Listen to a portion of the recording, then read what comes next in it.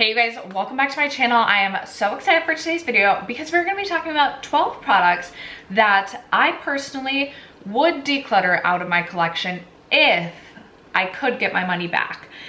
I will say I am someone who does not return products. It literally gives me anxiety to return products. So when I say like if I could get my money back, technically I could have gotten my money back on the majority of these products, but like you get what I'm saying. Like if it was just easy, like if someone was standing right in front of me and they said, I will give you a full refund for the product that you're talking about, no questions asked, I would do it now that I've spent some more time with these products. So as I mentioned, I have 12 products to discuss with you today. These products are not so terrible that I'm not going to use them, but certainly if I could like get my money back in exchange, I definitely would. Some of these may end up getting decluttered someday. I don't know. Anyway, that is what this video is going to be. I have filmed this video on my channel before. I believe I did this earlier this year, and then I've definitely done it with eyeshadow palettes as well. I'm not talking about any eyeshadow palettes today, but I will try and find previous videos like this that I've done and link them below in case you're interested in catching any more. Yeah, other than that, that is what we're chatting about in today's video. If you're interested, stay tuned. First, if you haven't yet to subscribe to my channel and you like project painting content, palette themed content, or just chit chatting about makeup, I'd love for you to consider subscribing before moving on. And other than that, let's jump into the video.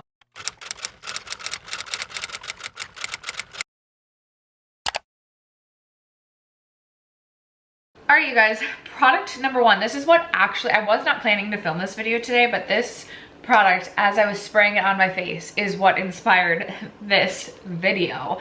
It is from Youthforia, and it is the Pre-Game Skin Moisturizing Setting Spray. So I've used a good chunk of this, and I will say if I only paid like, well, technically I didn't really pay anything for this because I redeemed Ulta points, I believe, for this product, but this product retails for $36. If it was more like 10, it'd be a different story. But first of all, I think the mister on this is just not good. I'm gonna mist my face more so I don't waste. I just feel like it's an aggressive mist. We all know I love to mist my face, okay? Don't judge me for like over misting.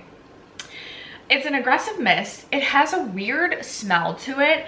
And I'm looking at this and I'm looking at the bubbles suspended in the liquid and I'm like, it almost looks like a gel.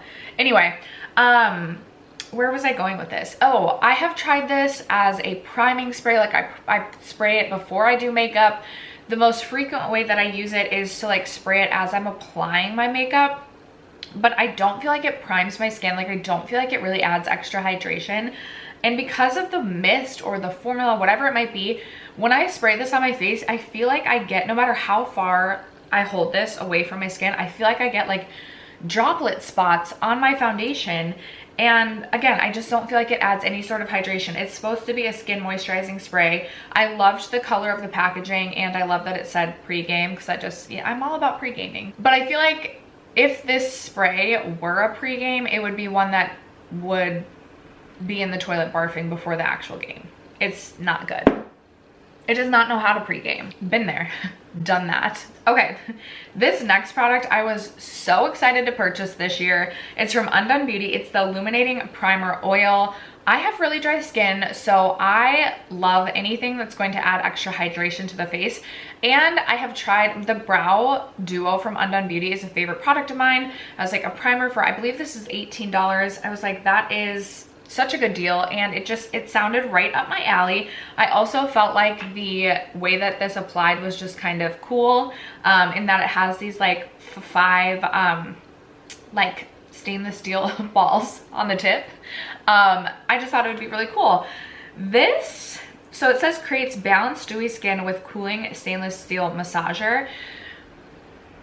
I found with this product, as well as the Refi primer that has the, like you roll the primer onto your face, you just do not have a lot of control over the amount of product that comes out, and you need so little of this product to make your face dewy or add hydration. It is a very, very oily product. I was just watching Lauren May Beauty's one of her advent calendar unboxings, and she was talking about like an oily product, and she was referencing like the movie theater butter popcorn.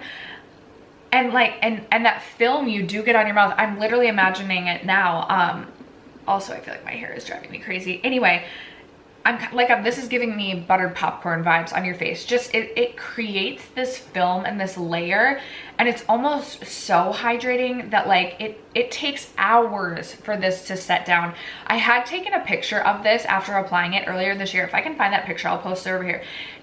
I mean, I was looking so glowy. It's just not a product that I feel like I can put on and then go over top with makeup. Like, no, it's not a primer in that way. I have used this in the evening times as like a face oil, but it makes me a little bit nervous that I'm going to break out. I haven't had breakouts from it, but just because it's such a thick, heavy product, it's just not comfortable on the skin, and definitely not worth my $18. Okay, this next product, I can't remember if I spent my own money on this or if this is something like my sister, like I gained from me and my sister trading makeup, but we're gonna pretend for the sake of this video that I indeed for sure spent my money on this. And I will say, NARS foundations are really hit or miss, and for the most part they're misses for me, and I love NARS. You guys know I can't stop talking about NARS eyeshadow and NARS face palettes, but I'm just so hesitant about any of their complexion products, which I feel like a lot of people love their like base complexion products. This is the Pure Radiant Tinted Moisturizer. I feel like I had heard Jamie, why can't I think of her last name right now? Jamie Page, rave about this product, and I was like, you know what? I need a new tinted moisturizer. Again, I can't remember if I did purchase this or if my sister had it and was trying to get rid of it, and I was like, ooh, a tinted moisturizer. First of all, I think the shade is way too light for me, which is why I'm thinking maybe I got it from my sister. It's in the shade Terra Nueve Light Zero. Could be part of the problem that it's just too light even when I am super fair, but I don't feel like this gives a radiance to the skin. In fact, I feel like it makes my skin look even drier, and I feel like it makes it look aged, and I feel like there's other foundations from NARS that say they're radiant, and I don't ever get the radiance piece. So this, and NARS foundation products or tinted moisturizer, they're rather expensive. I think this is probably $42, $45. So absolutely, if I could trade this for $40, you know I would. Okay. Next up, ooh, I have quite a few products that I purchased this year. Maybe I'm gonna save those ones for the end. I purchased this product last year. This is from Bobbi Brown. It is the crushed oil infused gloss. So I thought this was gonna be just like the most beautiful sparkly gloss, which it is. Here, I'll apply this right now. And it also says oil infused, so part of me was thinking like a sparkly lip oil. I have like, I don't know what I had in my mind that like a lip oil is the most easiest thing in the world to create, but I've tried some not great lip oils in my day. This is just, it was $29, I believe. Okay, over top of this liquid lipstick, it's not looking the worst, but I just feel like this has like a grittiness to it that I just don't really enjoy. And I also just feel like $29 for a lip gloss that like is truly nothing special. Like the doe foot is just kind of lame in my opinion. I don't feel like it picks up or disperses product how I would like it to. And I just feel like $29. Also, the packaging feels really light and really cheap. Like I literally feel like I could go to Walmart and purchase this. So that's just, I just feel like I could have definitely spent my $29 in a much better way. Okay, next up I have this product right here, and I do not think this is a bad product by any means at all, but I also own this shade in the powder blush, and I prefer to use the powder over the cream. I also feel like the powder offers a little bit more pigmentation. So this is from Persona. It's the blush stick in the shade Bubble. A really, really beautiful, it looks so pigmented when I swatch it right there, but it really does sheer out. Maybe I just haven't worn this enough frequently. I'm like, maybe I would like that again. I just definitely reach for powders more frequently, more regularly, just because I feel like when I'm doing cream products, usually I'm also layering over top the cream a powder product. So it means I'm spending more time doing my makeup, and sometimes I just don't have extra time to spend. I do still think this is a very, very beautiful product. And if you are someone that just likes to do cream products and that is it, I think you would actually really enjoy this. I think this is a great formula. Again, I just have the powder blush as well, so I don't feel like I need both. I actually bought this one before I bought the powder blush, and I can't remember how much these retail for. I think $20 at least, possibly significantly more. I literally cannot think of the price off the top of my head, but because I have the powder blush, I definitely don't feel like I need both. So if I could trade this for my money back, I would. This one from Natasha Denona, this makes me so sad. It's the My Dream Cheek Trio, and I don't think this is a bad product, but I believe this was $55, maybe $45. I do think I may have gotten mine on sale, but I just feel like this is not something that gets me super excited. I do like the products, but I'm not in love, and I definitely thought purchasing this, I would be reaching for it more than I do.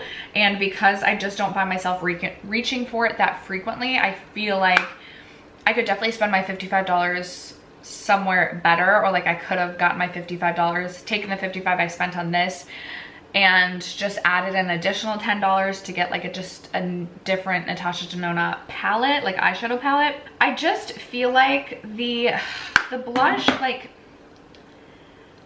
I don't know what it is that I just don't absolutely love about this. When I first got this and started using it, I really thought I loved it. And again, maybe it's because there's the creams. It really does have a beautiful, I just don't reach for it enough. I just don't reach for it enough. And if this went missing from my collection, I really wouldn't even probably remember owning it. So that's why I'm like, I would take $55 over keeping this in my collection. Okay, another face palette.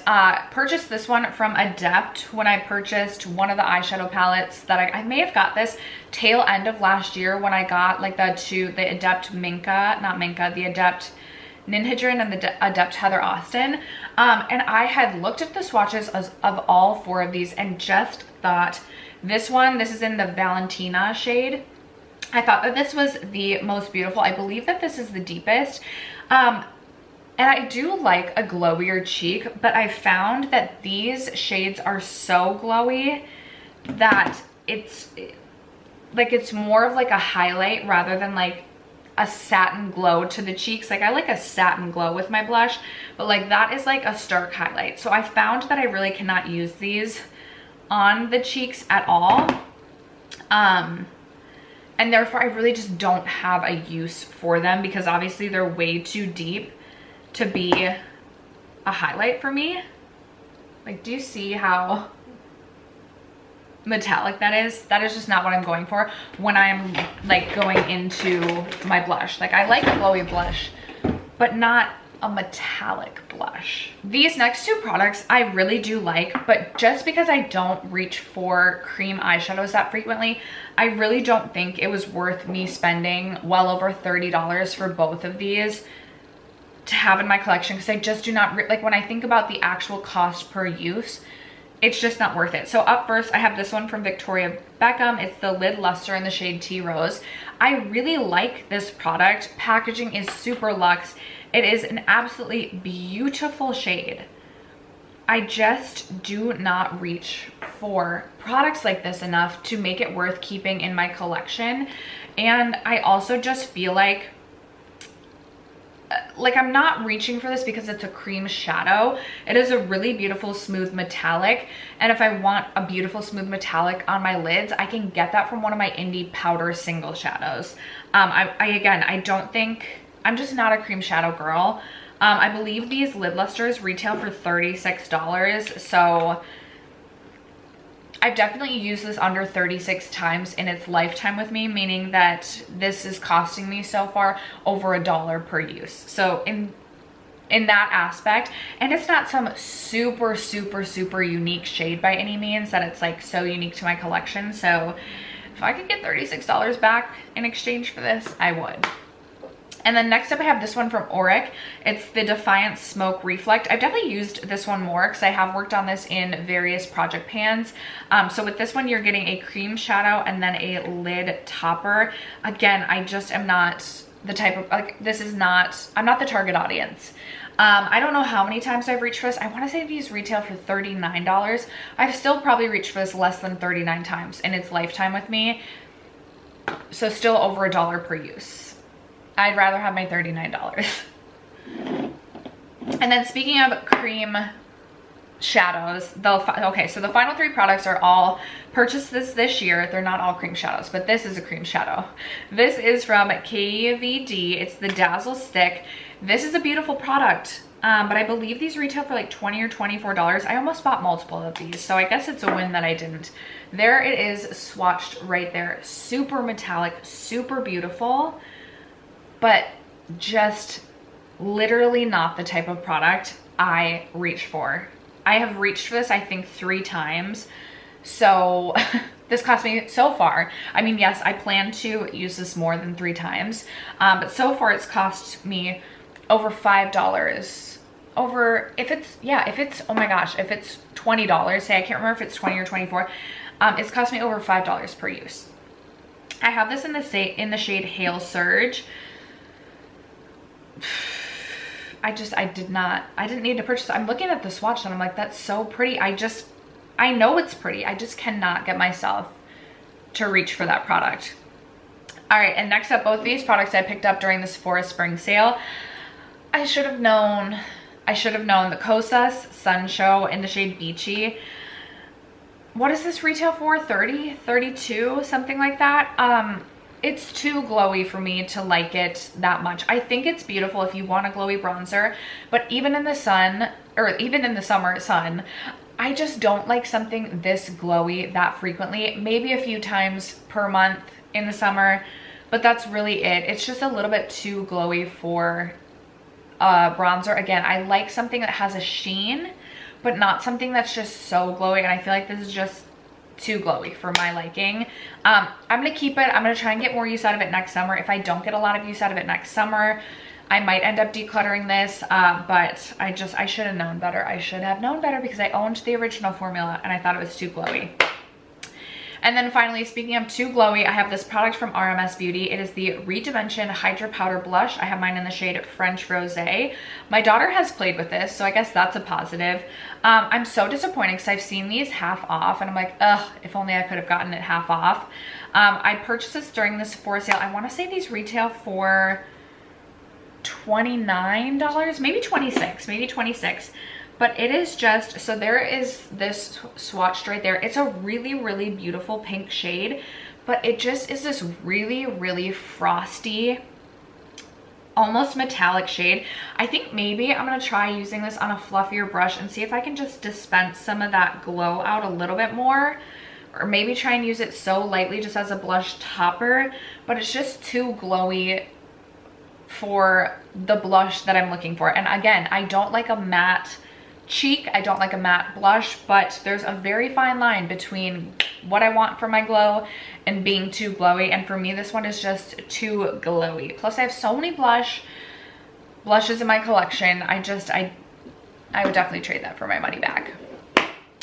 After that, you guys, though, those are the 12 products currently in my makeup collection that if someone was standing in front of me and offered my full money back for these products, or honestly even like some money back for these products, I would probably exchange the product for the money. I would love to know if you have any products like that lingering throughout your makeup collection. Let a girl know in the comments below. Other than that, thank you guys so much for sticking around to watch today's video and for supporting me and my channel as you guys always do. I love you guys so much, and I will catch you in my next video.